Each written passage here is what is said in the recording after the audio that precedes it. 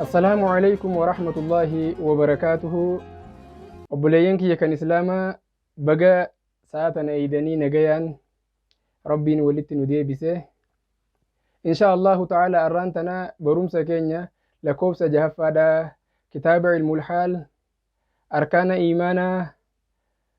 وهي كتاب ربي تأمنورا خطفوفنتها هنقط أمورا فيديوت نوجين ترى. بسم الله الحمد لله رب العالمين والصلاة والسلام على سيدنا محمد وحبيبنا صلى الله عليه وسلم. إن شاء الله تعالى برومسي كينيا واهي أركان إيمانا لكوبسا صدفارا كتفوفتا إنينيس كتاب ربي بوست أمنو إسجورا وجيني لالله. والإيمان بكتبه أي بالكتب السماوية المنزلة على رسله. أبوليين كي يكن إسلام أكما بيكم أركان إيمانا جهفارا إني صدفادا كتاب ربين إرغمتوتا سارتي بوست أمنون dirqama nama muslima ta'e hundarratti. Kitaabni kun fedhuu Iisaa irratti bu'etaa akkuma dubbachuu teenyu fedhuu Muusaa irratti bu'etaa hunda isaatittu amanuun barbaachisaadha dirqamaa jechuu. Kitaabni Rabbiin buusee lakkoofsi isaa 400 garuu irra beekamaan isaa wa'asharuhaa arba'atun irra beekamaan kitaaba Rabbiin subhaanahu wa ta'ala ergamtoota irratti buusee kitaaba 4.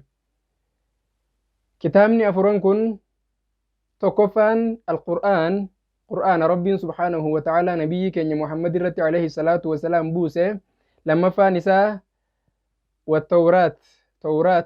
kan Rabbiin subhaanahu wa ta'ala nabiyyi isaa Muusaa irratti buuse. Wal Injiil sadaffaan Injiil Rabbiin subhaanahu wa ta'ala nabiyyi Rabbii Iisaa irratti buuse. Afuraffaan isaa Zabuurii Rabbiin subhaanahu wa ta'ala nabiyya Allah Daawud irratti buuse. Kanaafuu obboleeyyan kiyya kitaaba kana hunda isaatitti amanuun maali barbaachisaadha. Maaliif jennaan kitaabni kun hundinuu wanni inni dhufeen islaaminaadha. Wanni inni buufameen heera shari'aadhaati.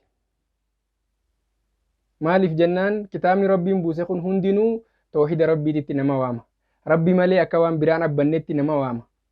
Dachii samii keessatti Haaliqni tokko akka ta'e nama barsiisa. Garuu shari'aan isa keessa jiraattu haa wal dhabduu malee asliin shari'aadha. Laa ilaaha illallah jechuu keessatti kitaabni kun hundinuu tokko waan ta'eef islaaminaa irratti buufame waan ta'eef jecha itti amanuun barbaachisaadha. Wal iimaanu birusulihi ay anbiyaa'ihi man kaana rasuulan waman lam yakun rasuulan. Inni afuraffaadha ergamtoota Rabbiin ergetti amanuudha. Isaan kun warra rasuula ja'amanii fi warra rasuulan ja'amne warra nabiyyi qofa ja'amanittis amanuun barbaachisaadha. Lakkoofsi ergamtoota kan Rabbiin ergee nama 124 waliigalatti jechuu. Garuu isaan keeysa hunaaka man yuqaalu anhu rasuul ونبي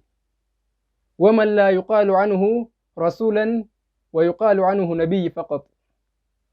إسان كان خيسا ور رسولاس نبي جامو جرا ور نبي قف جامو تجرا مالي غراغر مانسا غافي سنتين فكاتا. اي انبيوت ربين ارجي لكوبس إساني كما دبتا كافي كما ديقدمي افورين جي لكوبسا كما دبتا كافي كما ديقدمي افورين كان خيسا وريتن رسولا في نبي جامو جرا ورا نبي قف جامو خرسولا جامني جران جي مالي غراغرمان وبليين كي يوري نبي جامو في خرسولا جامو سن غراغرمان نساء مالي. فالنبي غير الرسول هو إنسان أوحى الله إليه باتباع شرع الرسول الذي قبله وأمر بتبليغه. نبي رسولا جامن سن نبي Rabbiin ilma namaatirraa waahii garasaa godhe akka shari'aa nabiyyi isa dura ergamee sanitti dalagu Rabbiin subhaanahu wa ta'ala shari'aa nabiyyi isa dura dabreessan irratti buuse haaroomse. Kuni rasuulan ja'amu nabiyyi ja'ama. Shari'aa nabiyyi isa dura dabreessan Rabbiin haaroomseef waan ta'eef jecha inni rasuulaa miti nabiyyi ja'ama. Inni kunis wa umira bitabliighihi of qofaaf akkatti dalaguu fi miti Rabbiin subhaanahu wa ta'ala kan gama isaa shari'aa nabiyyi isa dura dabartee kanatti buuse ifiifillee itti dalagee akka ummatallee itti yaamuuf rabbi qofa gabbaraa jechuudhatti shari'aa san akka irra deebi'ee nabiyyiin isa dura dabre san deemanii waan jiraniif jecha rabbiin akka inni shari'aa tana haaromsuuf jecha shari'aa tana isarratti buusa ofiitti dalagee ummatallee itti waamuudhaatu isarratti dirqamaa jechuudha. Dabri nabiyyiin rasuulaas jaamu sun kami وأما النبي الرسول أمو نبي الرسول جامو فهو إنسان أوحى الله إليه بشرع جديد إنني سلمنماتي قروا ربي سبحانه وتعالى شريعة هارية تنبي سدور دبرتين كنين قيست أحكام شريعة قده إسرت تبوسا خني نبي راسي رسولاسي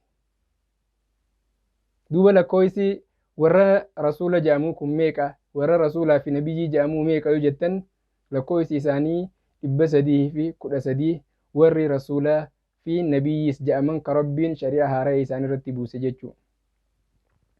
kanaaf obboleeyyan islaamaa hunda isaaniitittu amanummaali barbaachisaadha dirqamaas ammaas isaan hundinuu nabiyyii fi rasuulinis ilma namaati wanni isaan keessatti wal dhaban waan biraa tokkollee hin qaban maal keessatti malee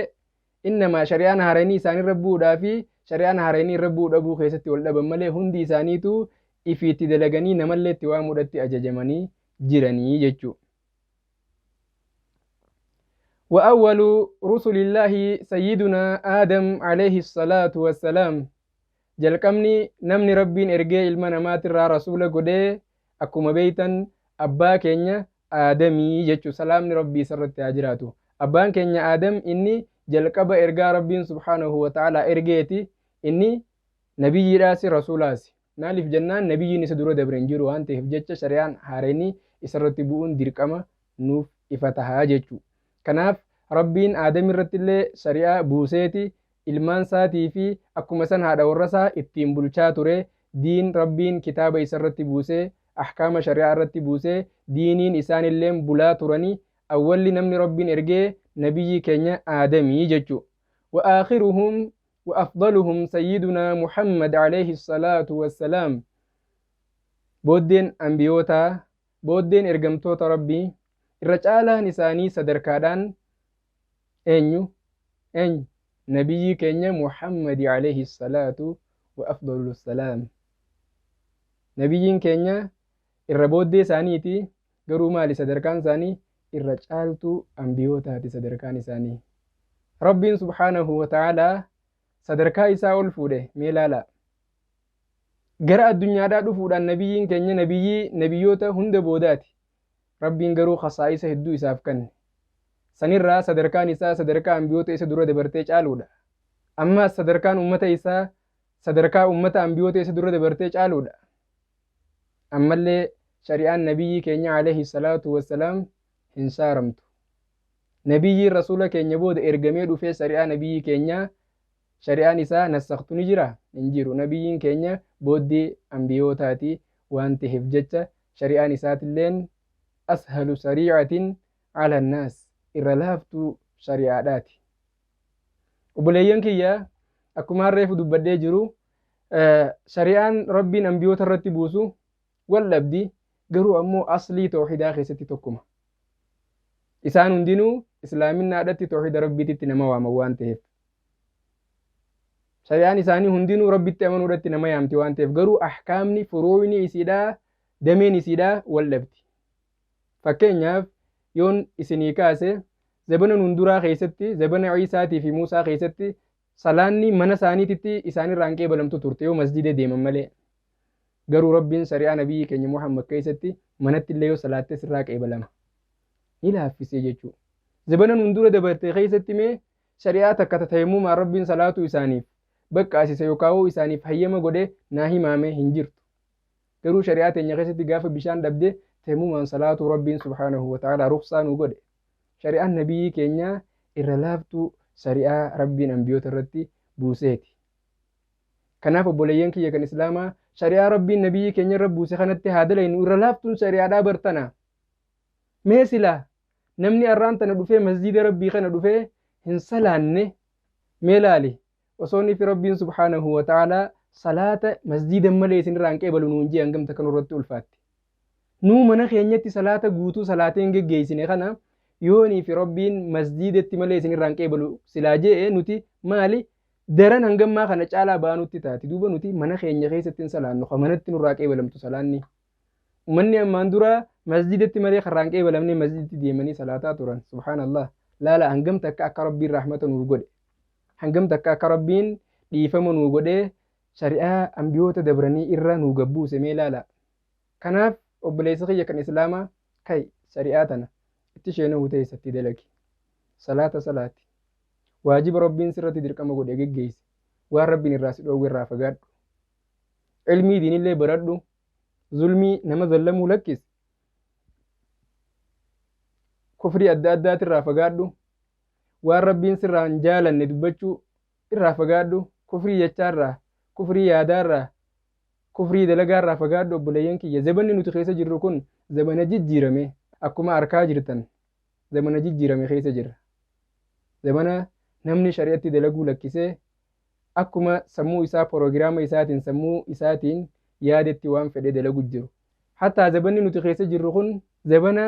namni diiniin beekajii afaan diiniin dubbatee baaxilatti nama yaamu keessa jirra obboleeyyan kiyya kanaaf of eeggannoo cimaa taasifachuun nurraa barbaachisaadha diin keenya namantaan irraa fudhachuu hin qabnu ilmiin nama hundarraa akkanumatti cal jettee gurra kanniteef irraa fudhachuun taatu barsiisaa maraxachuu barbaachisa kanaaf diin dhugaadhaa diin rasuula keenyarraa alayhi salaatu wasalaam hanga ammaatti deemaa nu ga'e kana fardeessinee aqiidaa dhugaa kana barachuun nurraa barbaachisa